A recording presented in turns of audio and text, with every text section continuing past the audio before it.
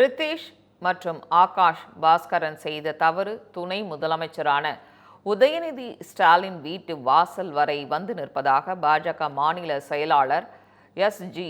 சூர்யா விமர்சித்துள்ளார். சென்னை கொரட்டூரில் செய்தியாளர்களை சந்தித்த அவர் இது தொடர்பாக பேசிய கருத்துக்களை தற்பொழுது பார்க்கலாம். அதுதான் இப்போ இந்த 2 வழக்குகள்லயும் பொன்முடி வழக்குகள்ல பாத்தீங்கன்னா ஸ்டே தான் கொடுத்திருக்காங்க. அதாவது அந்த தண்டனைக்கு ஸ்டே கொடுக்கப்பட்டிருக்கு. அது எந்த காலத்துல வேண்டாலும் மீண்டும் வரப்படும்.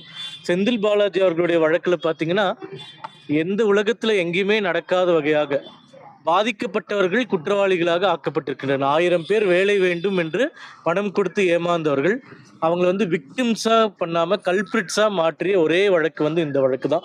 இந்த வழக்கிலிருந்து செந்தில் பாலாஜியை காப்பாற்றுவதற்கு தமிழக அரசு எவ்வளவு மெனக்கிட்டது, எவ்வளவு முயற்சி செய்தது. இடிக்கும் பயப்பட மாட்டோம், எதுக்கும் பயப்பட மாட்டோம் வீரவசனங்கள் பேசிக்கொண்டே இருக்கக்கூடியவர்கள் தான்.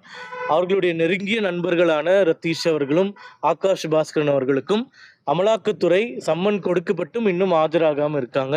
இன்னைக்கு வரைக்கும் எங்க இருக்காங்கன்னு தெரியல. இப்போ பயமே இல்லைன்னு வாய் சவடால் விடக்கூடியவர்கள் அவர்கள் உடனடியாக அந்த விசாரணை அமைப்புகளுக்கு முன்பு தோன்ற வைத்து அந்த விசாரணைக்குட்பட்ட கேள்விகளுக்கு பதில் சொல்லிடலாம். இப்போ அவங்க பயந்து ஓடி ஒளிஞ்சிட்டு இருக்கிறதுலே அவங்க ஏதோ தப்பு பண்ணியிருக்காங்க அப்படின்றது நிரூபணமாவது. அவர்கள் செய்த தப்பு உதயநிதி ஸ்டாலின் அவர்களுடைய வாசலுக்கு வந்துவிட்டது அப்படின்றத அவருடைய இந்த உடம்பு சரியில்லை அப்படின்ற டிராமாவை நம்ம பார்க்குறோம்.